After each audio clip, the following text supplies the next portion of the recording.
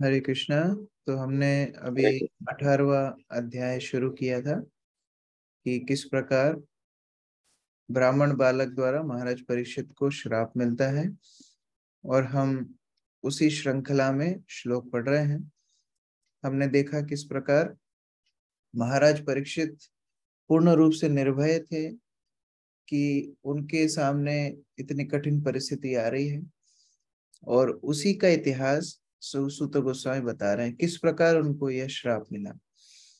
तो मुख्यतः कैसे कली का प्रवेश हुआ, कैसे ब्राह्मण बालक ने महाराज परीक्षित को श्राप दिया, और कैसे उनकी प्रतिक्रिया हुई, यह सब हम इस अध्याय में पढ़ने वाले हैं। श्लोक संख्या 6। यस्मिन् हानि हरि एव भगवान उत्सृज्य तदैवाहानुवृतो साव अधर्म प्रभव कली। आशीष प्रभु पढ़िए। हरे कृष्ण प्रभु जी, दंडवत प्रणाम। जिस दिन तथा जिस क्षण भगवान श्री कृष्ण ने इस पृथ्वी को छोड़ा, उसी समय समस्त अधार्मिक कृत्यों को बढ़ावा देने वाला कली इस संसार में आ गया। हरे कृष्ण प्रभु जी। मुख्यतः हमने पिछले अध्याय में भी देखा था कैसे भगवान के अंतर्धान होते ही यह कली धर्म और पृथ्वी दोनों को प्रताड़ित करने के लिए प्रस्तुत हो चुका था। भगवान की अनुपस्थिति में कली अपना प्रभाव विस्तारित करने का प्रयास करता है। आयुष प्रभु पढ़िए तात्पर्य। हरे कृष्ण प्रभु जी, धन्यवाद प्रणाम। भगवान तथा उनके नाम, यश, गुण सभी अभिन्न है। भगवान की उपस्थिति के कारण कली पृथ्वी की सीमा में प्रवेश नहीं कर पा रहा था। इसी प्रकार यदि भगवान के पवित्र नाम, गुणों आदि के सतत कीर्तन का प्रबंध हो, तो कली के प्रवेश के लिए जरा भी अवसर नहीं मिल पाएगा। संसार से कली को भगाने की यही युक्ति है। आधुनिक मानव समाज में भौतिक विज्ञान के कारण बड़े बड़े विकास हुए हैं, और लोगों ने वायु में ध्वनि का विस्तार करने के लिए रेडियो की खोज कर ली है। अतः इंद्रिय भोग के लिए किसी भद्दे स्वर को प्रसारित न करके यदि राज्य भगवान के पवित्र नाम, यश तथा उनके गुणों की दिव्य वाणी को जिस तरह से वे भगवत गीता या भागवत में प्राप्त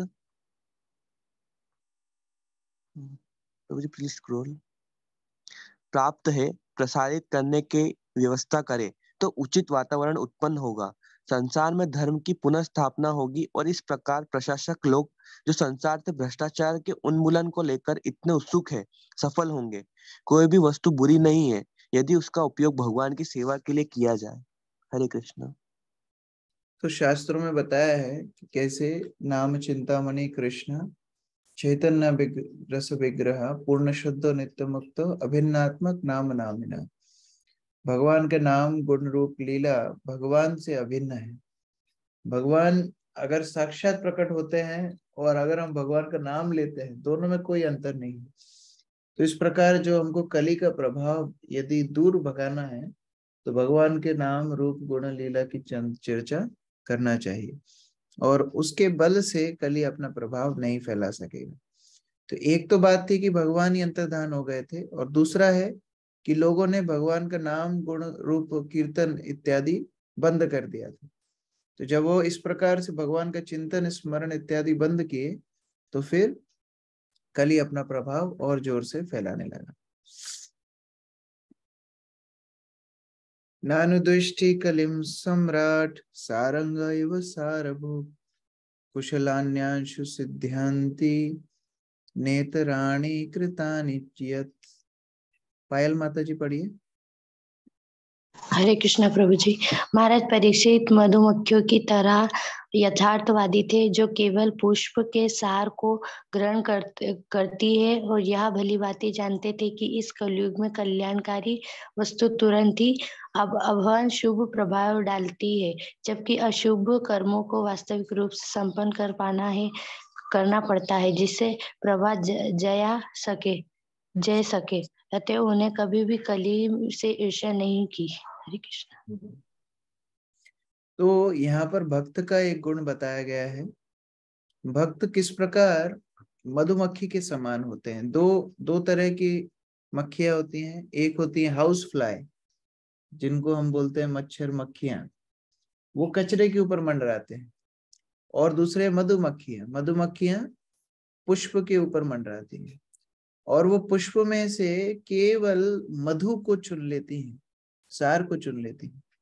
तो उसी प्रकार से महाराज परीक्षित, यद्यपि कली में देखे इतने सारे अवगुण हैं, लेकिन कली में एक गुण भी है कि कली में अगर मन में किसी ने पाप किया, मन में अगर दुर्विचार रखा, तो उसका कोई प्रभाव नहीं पड़ता। पूर्व काल में, पूर्व युगों में मन में भी अगर आपने कोई दुर्विचार रखा है, कोई पाप कृत्य मन में सोचा है, उसका भी पाप लगता था। लेकिन कली में यह छूट दी गई है, मन में अगर कुछ गलत सोचा तो पाप नहीं लगता। लेकिन इसका मतलब ये नहीं कि मन में सोचते रहे। मन में अगर सोचेंगे तो क्या होगा, धीरे धीरे ध्याय, पाप तो नहीं लगेगा, लेकिन ध्याय तो विषया पुंसन संगस्तेषु उपजायते संगा संजायते काम काम क्रोधो विजायते। जब हम किसी वस्तु के बारे में सोचते हैं, धीरे धीरे धीरे उसके प्रति आसक्त हो जाते हैं और फिर उसको प्राप्त करने के लिए अथक प्रयास करते हैं और वो क्रिया में भी आ जाएगा। तो अगर किसी पाप कृत्य से बचना है तो उसके बारे में जैसे ही विचार आए, उन विचारों को निष्क्रिय करने के लिए भगवत नाम लेना चाहिए या फिर शास्त्रों का अध्ययन करना चाहिए। यद्यपि अशुभ कार्यों को मन में सोचने से पाप नहीं लगेगा, लेकिन फिर वह प्रेरणा मिलेगी कि हम उनको कर बैठेंगे। इसीलिए कली का ये अच्छा गुण है कि अगर मन में कोई गलती होती है, मन में कोई विचार गलत आते हैं, तो उसका पाप कली में नहीं लगता। तो इस प्रकार के अच्छे गुण कली में परीक्षित महाराज देख रहे थे। सुजाता माता जी पढ़िए। हरे कृष्णा प्रभु जी, दंडवत प्रणाम। कलियुग अधम युग कहलाता है। इस अधम युग में सारे जीव विचित्र स्थिति में रहते हैं। अतः एवं भगवान ने उन्हें कुछ विशेष सुविधाएं दे रखी हैं। अतः भगवान की कृपा से जब तक जीव किसी पापपूर्ण कार्य को वास्तव में करता नहीं है, तब तक वह उस कर्म का भागी नहीं होता। अन्य युगों में पापपूर्ण कर्म का विचार करने से ही मनुष्य कर्म फल का भागी बन जाता था। इसके विपरीत इस युग में जीव को शुभ कर्म के चिंतन मात्र से ही उसका फल प्राप्त हो जाता है। अतः ये अत्यंत विद्वान एवं अनुभवी राजा होने के कारण महाराज परीक्षित कली से कोई अनावश्यक द्वेष नहीं रखते थे, क्योंकि वे उसे कोई पाप कर्म करने का अवसर ही नहीं देना चाहते थे। उन्होंने अपनी प्रजा को कलियुग के पाप कर्मों में पड़ने से बचाया और साथ ही उन्होंने कली के लिए कुछ स्थान नियत करके उसे भी पूरी सुविधा प्रदान की। श्रीमद् भागवत के अंत में कहा गया है कि यद्यपि कली के निंद कृत्य विद्यमान है, तो भी कलियुग में बड़े बड़े लाभ भी हैं। मनुष्य मात्र भगवान नाम के जप कीर्तन द्वारा मोक्ष लाभ प्राप्त कर सकता है। अतः एवं महाराज परीक्षित ने भगवान के पवित्र नाम के कीर्तन के प्रचार हेतु संगठित प्रयास किया और उन्होंने जनता को कली के पास से बचा लिया। इसी लाभ के कारण कभी कभी बड़े बड़े मुनि कलियुग की जय मनाते हैं। वेदों में भी कहा गया है कि भगवान कृष्ण की लीलाओं की चर्चा से मनुष्य कलियुग की सारी बुराइयों से छुटकारा पा सकता है। श्रीमद् भागवत के आरंभ में यह भी कहा गया है कि श्रीमद् भागवतम के पाठ से परमेश्वर मनुष्य के हृदय में स्थापित हो जाते हैं। ये कलियुग के कुछ लाभ हैं और महाराज परीक्षित ने इन सशक्त लाभों को ग्रहण किया और असली वैष्णव होने के नाते उन्होंने कलियुग का बुरा नहीं सोचा। हरे कृष्ण। यद्यपि कली में इतने सारे अवगुण हैं, लेकिन कुछ गुण भी हैं। जैसे यहाँ पर बताया, पाप कृत्य मन में करने से कली में कोई अपराध नहीं लगता है। उसके बाद भागवत श्रवण करने से भगवान, क्योंकि कलयुग के पहले तो भागवत इस प्रकार से विस्तृत रूप से नहीं थी जैसे सुखदेव गोस्वामी ने महाराज परीक्षित को सुनाई, वो संक्षिप्त में चतुर्श्लोकी भागवत थी। तो इस प्रकार भागवत की अमृत प्रभा भी हमको सुनने के लिए मिलती है। भगवान के नामों का जप करने से सारे पापों से हम मुक्त हो जाते हैं। तो ये सारी सुविधा कलयुग में है।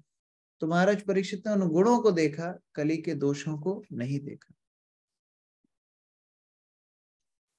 किम नु बालेषु सूरेण कलिना धीर भीरुना अप्रमत्ता प्रमत्तेषु योगृकोनषु वर्तते। विनोद प्रभु जी पढ़िए। हरे कृष्ण प्रभु जी, दंडवत प्रणाम।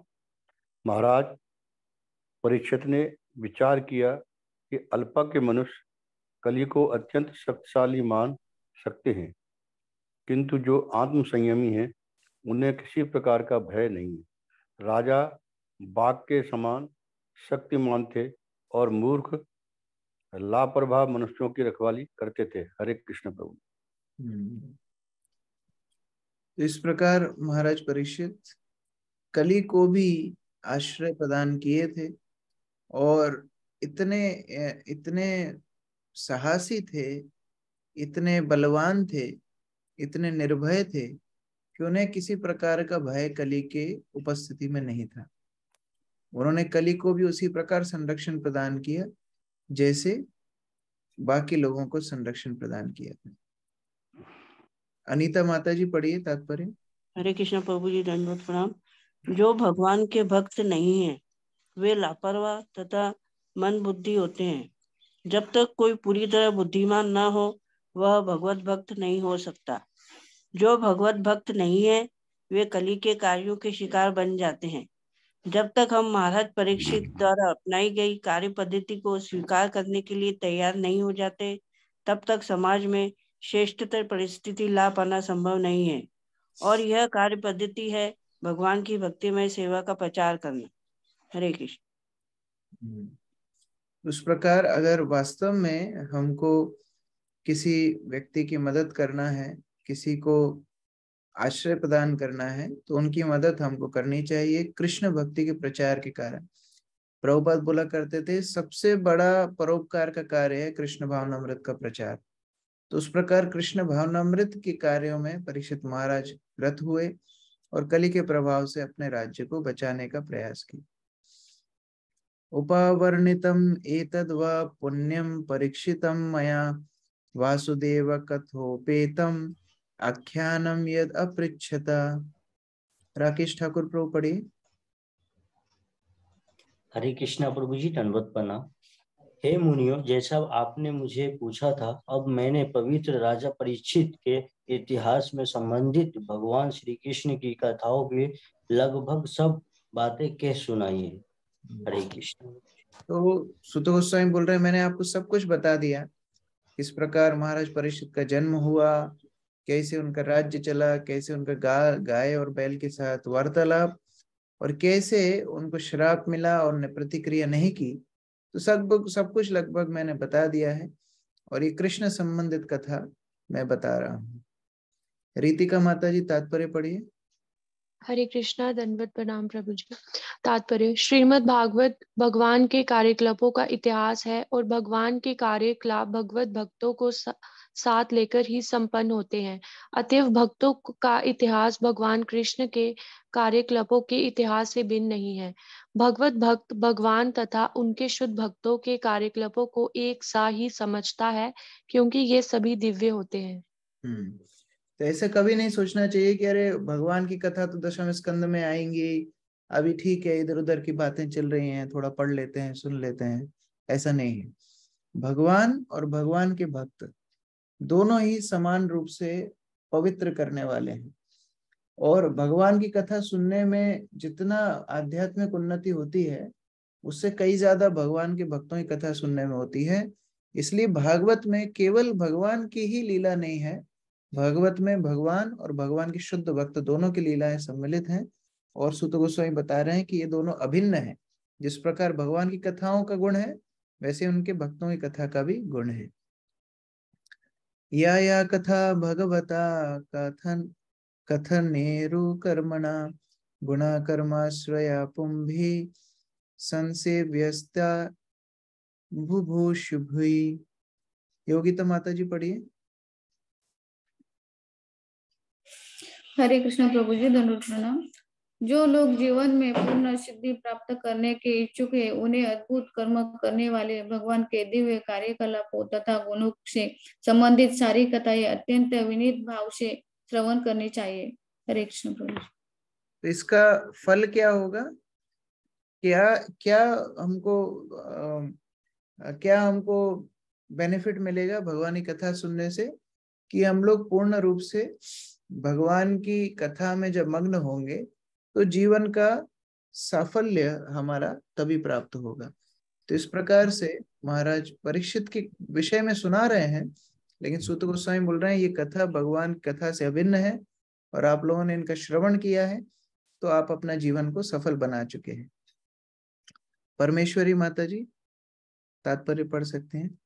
हरे कृष्णा प्रभु जी, दंडवत प्रणाम। भगवान श्री कृष्ण के दिव्य कार्यकलापों, गुणों तथा नामों का नियम पूर्वक श्रवण करने से मनुष्य शाश्वत जीवन की ओर अग्रसर होता है।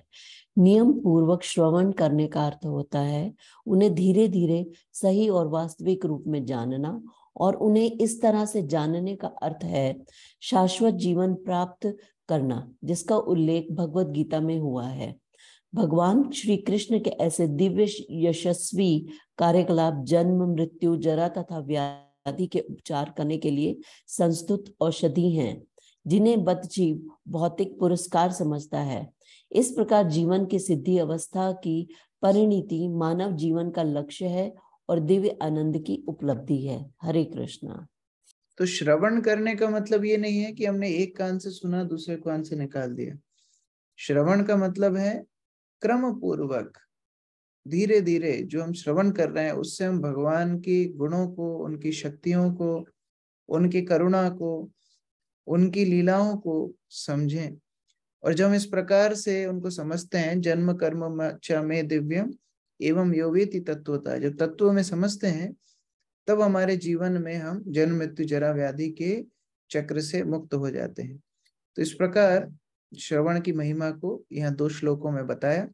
और उसके बाद में जो श्रोता थे, जो भगवत कथा सुन रहे हैं सूत गोस्वामी से, वो ऋषिगण बोलना शुरू करते हैं। ऋषयः ऊचुः सूत जीव समा सौम्य शाश्वतीर्विशदं यशा यशस्वं संश्वसी कृष्णस्य मर्त्यानामृतं हिना। सविता माता जी पढ़िए। हरे कृष्ण प्रभु जी, दंडवत प्रणाम। श्रेष्ठ मुनियों ने कहा, हे सौम्य सूत गोस्वामी, आप अनेक वर्षों तक जिए तथा शाश्वत यश प्राप्त करे, क्योंकि आप भगवान श्री कृष्ण के कार्यकलापों के विषय में उत्तम ढंग से बता रहे हैं। हम जैसे मर्त्य प्राणियों के लिए यह अमृत के समान है। हरे कृष्णा। तो यहाँ पर जो श्रोतागण है, हमने पहले भी चर्चा किया, जब भी किसी को कुछ बोला जाता है तो सर्वप्रथम उनके प्रति अपनी कृतज्ञता को व्यक्त किया जाता है। चाहे हमने प्रार्थनाएं देखी, चाहे हमने बाकी वार्तालाप, धर्म और परीक्षित महाराज का वार्तालाप देखा, हर जगह पर हम ये वैष्णव सदाचार को देखते हैं। तो यहाँ पर बताया गया है कैसे महाराज परीक्षित सूत गोस्वामी जब महाराज परीक्षित के विषय में बताए तो सारे गुण मुनिगण उनको कृतज्ञता ज्ञापित कर रहे हैं कि कैसे आपने हमको भगवान श्री कृष्ण के कार्यकलापों के विषय में सुनाया, तो हम लोग यह वाणी को प्राप्त करके अमृत पीने के समान महसूस कर रहे हैं, अनुभव कर रहे हैं। सुमन माता जी पढ़िए।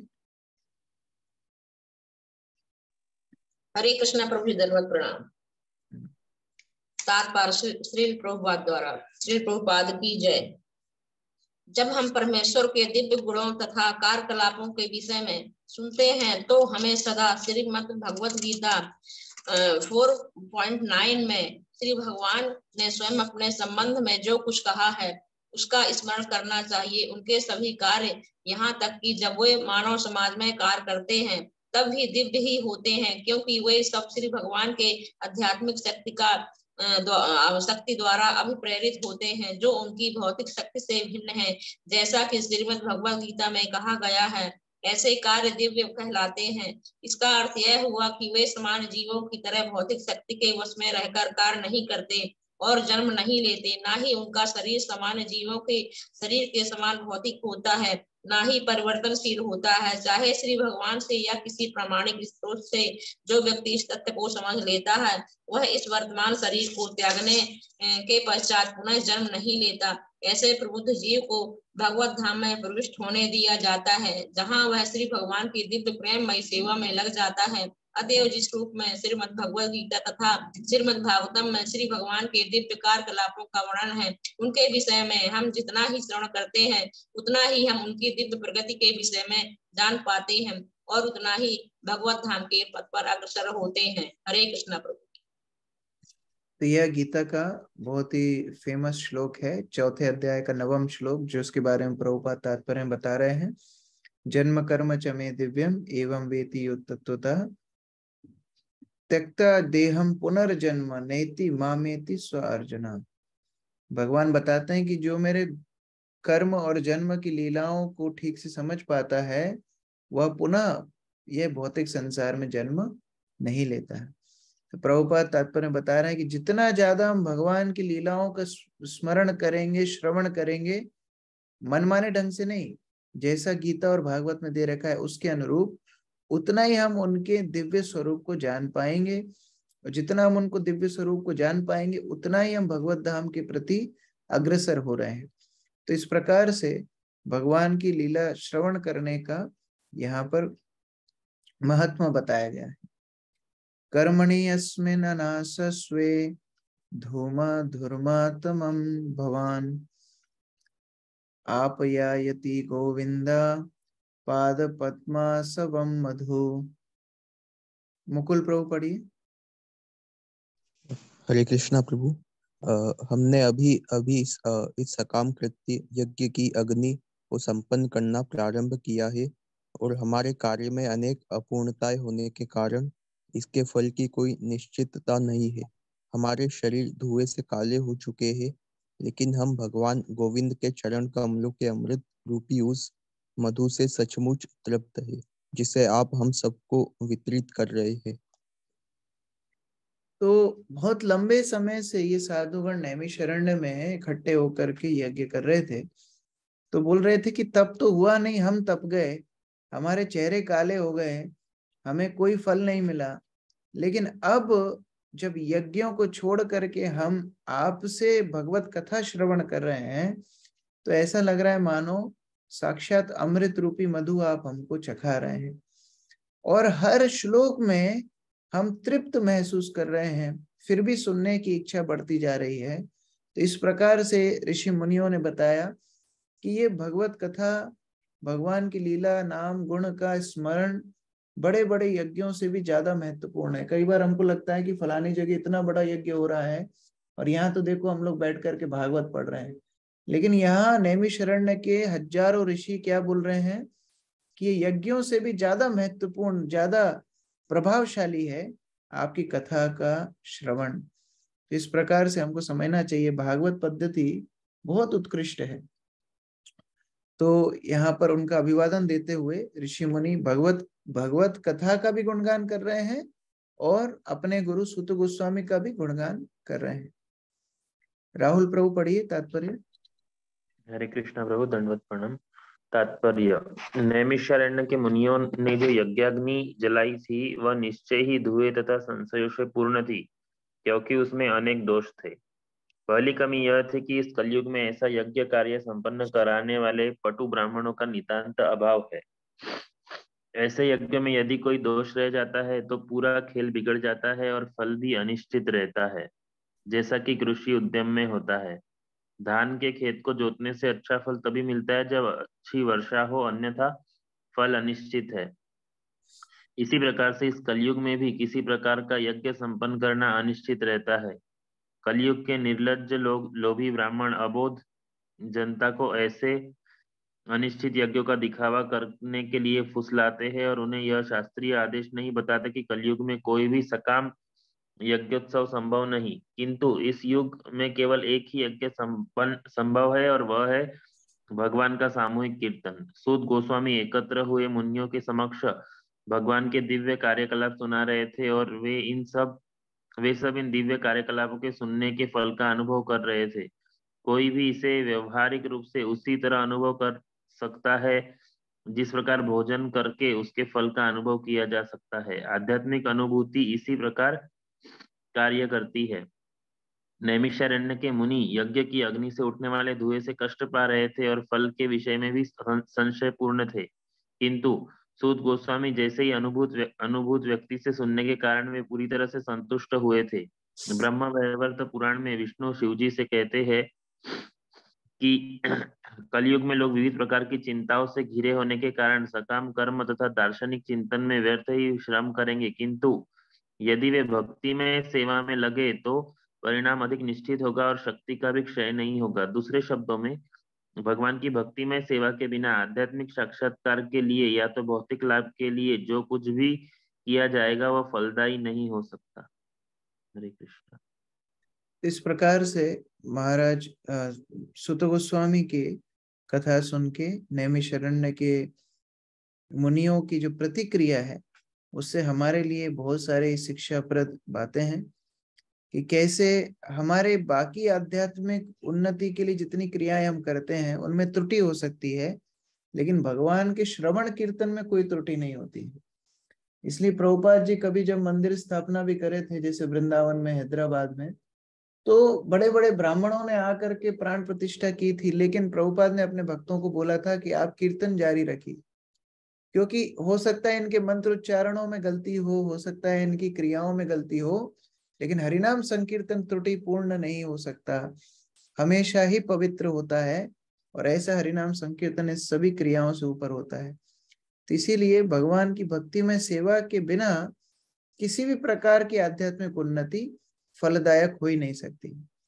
और फिर बहुत ही फेमस श्लोक बता रहे हैं, ये श्लोक बहुत ही प्रचलित है, यह श्लोक याद भी कर सकते हैं, इसको मार्क करके रख सकते हैं, बहुत इंपॉर्टेंट श्लोक है। कि कभी हम लोग सोचे कि अच्छा भगवत भक्ति और कर्मकांड को कैसे नाप सकते हैं, अच्छा 100 यज्ञ के बराबर क्या भक्ति होती है, अच्छा नहीं 1000 यज्ञ के बराबर होती है, नहीं हो सकता है 10,000 यज्ञ के बराबर होती है, तो कैसे हम लोग तोल सकते हैं। अगले श्लोक में बताया है, तुलयाम लवेनापि न स्वर्गम न पुनर्भवाम भगवत संगी संगस्य मर्त्यानाम किमुतास्यशा। बहुत इंपॉर्टेंट श्लोक है। तुलयाम, तोलना चाहते हैं तो तोलिए, लवेनापि, एक क्षण का भी भगवत संग, भगवत भक्तों का संग एक क्षण का भी किसके बराबर तोल सकते हो आप, ना स्वर्गम, पूरा स्वर्ग डाल देंगे तो भी उसके बराबर नहीं होगा, ना पुनर्भवम, मोक्ष मुक्ति इत्यादि सब कुछ एक साथ तराजू में डालेंगे, और दूसरी तरफ तुलयाम लवेनापि, एक क्षण का भगवत संग अगर दूसरी तरफ डालेंगे तो वह ज्यादा भारी हो जाएगा, क्योंकि भगवत भक्तों के संग से जो कृष्ण भक्ति प्राप्त होती है वह जन्म मृत्यु के संसार से छुड़ाने वाली होती है। भौतिक आशीर्वाद तो उसके सामने क्या ही है। बहुत इंपॉर्टेंट श्लोक है, हम लोग इसको और पाठ करेंगे। रंजना माता जी पढ़िए अनुवाद। हरे कृष्णा प्रभु जी, दंडवत प्रणाम। भगवत भक्त के साथ क्षण भर की संगति के महत्व की तुलना ना तो स्वर्गलोक की प्राप्ति से ना भौतिक मुक्ति की प्राप्ति से की जा सकती है। तो फिर उन सांसारिक दानों के विषय में क्या कहा जाए जो भौतिक संपन्नता के रूप में होते हैं और मृत्यु के लिए है। हरे कृष्ण। तो ऐसे भगवत संग, ऐसे भगवत भक्ति जो देने वाले भक्त हैं, ऐसे भगवत भक्तों का संग स्वर्ग और अपवर्ग यानी मुक्ति से भी बड़ा होता है, एक क्षण का संग। तो बाकी विषय वस्तुओं का क्या कहना, जो भौतिक छोटे छोटे वरदान हैं उनकी तो तुलना ही नहीं है। जब स्वर्ग और मुक्ति की तुलना नहीं है तो बाकी ये छोटे मोटे वरदानों का क्या कहना। इसका मतलब सबसे बड़ा वरदान है भक्तों का संग। यह श्लोक बहुत महत्वपूर्ण है। वीर प्रसाद प्रभु तात्पर्य पढ़िए। हरे कृष्ण प्रभु, दंडवत प्रणाम। एक वस्तु की तुलना दूसरी वस्तु बातें होती, हम शुद्ध भक्ति की संगति की तुलना किसी भौतिक वस्तु से नहीं कर सकते। जो मनुष्य भौतिक सुख के आदि बन गए हैं वे चंद्र शुक्र तथा इंद्रलोक जैसे स्वर्गीय ग्रहों की कामना करते हैं और भौतिक दार्शनिक चिंतन में उत्पन्न होते हैं। वे भवबंधन से मोक्ष की कामना करते हैं। जब मनुष्य सभी प्रकार की भौतिक उन्नति से निराश हो उठता है तो वह विपरीत प्रकार की मोक्ष की कामना करता है, जो अपुनर्भाव या पुनर्जन्म न होना कहलाता है। किंतु श्री भगवान के शुद्ध भक्त स्वर्गलोक में मिलने वाले सुख की कामना नहीं करते, ना ही वे भवबंधन से मोक्ष चाहते हैं। दूसरे शब्दों में श्री भगवान के शुद्ध भक्तों के लिए स्वर्गलोक में प्राप्त भौतिक सुख मायाजाल के समान होता है और जो सुख दुख की भौतिक धारणाओं से पूर्व से मुक्त रहते हैं, अतएव वे यथार्थ रूप में भौतिक जगत से भी मुक्त होते हैं। इसका अर्थ यह हुआ कि श्री भगवान के शुद्ध भक्त इस जगत तथा आध्यात्मिक जगत दोनों ही में दिव्य स्थिति में अर्थात श्री भगवान की सेवा में संलग्न रहते हैं। जिस प्रकार सरकारी सेवक सदा सेवक रहता है, चाहे वह घर में हो या ऑफिस में या किसी अन्य स्थान में, उसी प्रकार भक्त को किसी भी भौतिक वस्तु से कुछ भी लेना देना नहीं होता, क्योंकि वह अनन्य भाव से श्री भगवान की दिव्य सेवा में लगा रहता है, क्योंकि उसे किसी कितना भौतिक अच्छा उदाहरण दे रहे हैं। प्रभुपाद बता रहे हैं कि कैसे भक्त हर परिस्थिति में भगवत भक्ति करता है, कैसे उसको कोई भी भौतिक विचार का प्रभाव नहीं पड़ता। बोलते हैं सरकारी नौकर है तो ऑफिस में भी सरकारी नौकर है, फिर कहीं शादी ब्याह में जाएगा वहां भी बोलेगा हम रेलवे में काम करते हैं, घर में भी बोलेगा हम रेलवे में कार्य करते हैं, बच्चों के स्कूल में जाएगा वहां भी बताएगा हम रेलवे में काम करते हैं। तो कितना आसक्ति व्यक्ति को भौतिक पदवी से होती है। तो भगवत भक्त तो इतना आसक्त भगवान से हो जाते हैं, उनके लिए क्या स्वर्ग, क्या नरक, क्या मोक्ष, क्या भौतिक संसार, सब में उनकी भगवत भक्ति चलती रहती है।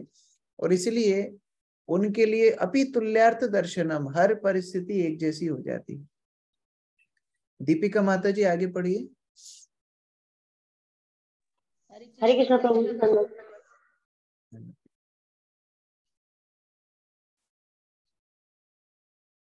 प्रभु जी कौन सी दीपिका माता जी को बोले आपने? मुझे ही पढ़ना है प्रभु जी। हाँ आप ही पढ़िए। जी प्रभु जी, हरे कृष्ण दंड प्रणाम। क्योंकि उसे किसी भौतिक वस्तु से कोई सरोकार नहीं रहता, अतएव उसे भौतिक वरदानों से क्या मिलने वाला है, चाहे वह राजपद हो या उससे भी बड़ा कोई अन्य पद, जो ये शरीर के नष्ट होते ही समाप्त हो जाते हैं। भक्तिमय सेवा शाश्वत है, इसका कोई अंत नहीं होता, क्योंकि यह आध्यात्मिक होती है। अतः चूंकि शुद्ध भक्त की निधियां भौतिक निधियों से भिन्न होती है, अतएव दोनों ही कोई तुल्य नहीं है। शुद्ध गोस्वामी भगवान के शुद्ध भक्त थे, अतएव नैमिषारण्य के ऋषियों के साथ उनकी संगति अद्वितीय थी, अद्वितीय है। भौतिक जगत में निपट भौतिकवादी की संगति ग्रहित समझी जाती है। भौतिकवादी की यशोती संगी कहा जाता है, क्योंकि उसकी आसक्ति भौतिक मायाजाल अर्थात स्त्रियों तथा अन्य साज समान से होती है। ऐसी आसक्ति अवध है, क्योंकि इससे जीवन के वरदान तथा संपन्नता दोनों दूर चले जाते हैं। इसका बिल्कुल उल्टा है। भगवान संगी जो सदैव भगवान के नाम, यश, गुण आदि की संगति में रहता है, ऐसी संगति सदैव वांछनीय है, पूजनीय है, प्रशंसनीय है और इससे जीवन का सर्वोच्च लक्ष्य माना जा सकता है। हरे कृष्ण प्रभु जी। तो जैसे हम भौतिक संसार में भौतिकवादी लोगों का संग करते हैं तो हमें भौतिक आदतें लग जाती हैं। हम भगवत भक्ति, भगवत संगी संगस्य, भगवत संगी मतलब जो भगवान की गुण रूप लीला इत्यादि के हमेशा संस्पर्श में रहते हैं, ऐसे भगवत संगी भक्तों के संस्पर्श में हम भी भगवान का अनुभव कर सकते हैं, हम भी भगवान का संग कर सकते हैं। यद्यपि हमारा वह सामर्थ्य नहीं है, लेकिन भगवत संगी संगस्य, जो भगवान का संग कर रहे हैं उनका संग हम करेंगे तो भगवान की कृपा हमको भी प्राप्त होगी। इसीलिए हमें भगवान के भक्तों का संग बहुत बहुत उत्सुकता के साथ जब भी मिले, जितना भी मिले, हमको बहुत उत्सुकता से करना चाहिए। इस प्रकार यहाँ पर भगवत भक्तों के संग का भी गुणगान हो रहा है, आगे हम लोग कल पढ़ेंगे। आज इसी प्रकार एक मौका आप सबको पास है। श्री श्रीमद गिरिराज स्वामी महाराज जो शिल प्रभुपाद के एक बहुत वरिष्ठतम शिष्य हैं, वह उज्जैन आ रहे हैं। आज 12:30 बजे वह मंदिर में आएंगे दोपहर में। मेरा अनुरोध है इस श्लोक का प्रैक्टिकल एप्लीकेशन करना है, तो जो लोग भी उज्जैन में हैं कृपया करके 12:30 बजे मंदिर में आ जाइए। मैं मॉरिशस में जब था वहां पर गिरिराज स्वामी महाराज 24 साल बाद आए थे और मॉरिशस जैसे देश में 350 से 400 भक्तों ने उनको एयरपोर्ट में रिसीव किया था वेलकम करने के लिए, और नेशनल टीवी ने उसको कवर किया था। बहुत बड़ी न्यूज वो बनी थी, क्योंकि विदेश में इस प्रकार का रिसेप्शन किसी सन्यासी को शायद मिला, प्रभुपाद के समय के बाद शायद ही अभी तक मिला होगा। तो उस प्रकार से अभी बहुत साल बाद भारत तो पहले भी आते थे, लेकिन अभी बहुत साल बाद आए हैं, 10-11 साल बाद आए हैं। और उज्जैन पहली बार आ रहे हैं, तो हमारा ये कर्तव्य है कि इस प्रकार के जब शुद्ध भक्तों का संग मिल रहा है तो उनका सानिध्य हम प्राप्त करें और ये मौका छोड़े ना। तो मेरा अनुरोध है, आप कितने भी बिजी हैं, कम से कम 1 घंटे के लिए 12:30 बजे मंदिर आ जाइए। हम लोग महाराज को बहुत विशेष रूप से स्वागत करना चाहते हैं और उनके आशीष वचन हम सुनेंगे उनका पदार्पण होने के बाद। तो कृपया करके 12:30 बजे मंदिर आइए और ये श्लोक का प्रैक्टिकल एग्जाम्पल, शुद्ध भक्त होते कैसे थोड़ा देख के जाइए कि अगर हम शुद्ध भक्त बन जाए कभी गलती से तो क्या हमारे साथ होने वाला है, थोड़ा सैंपल देख करके जाइए। हरे कृष्ण। श्रील प्रभुपाद की जय, समवेत भक्त वृंद की जय, ग्रंथराज श्रीमद् भागवतम की जय। जय गौर प्रेमानंदे। हरे हरे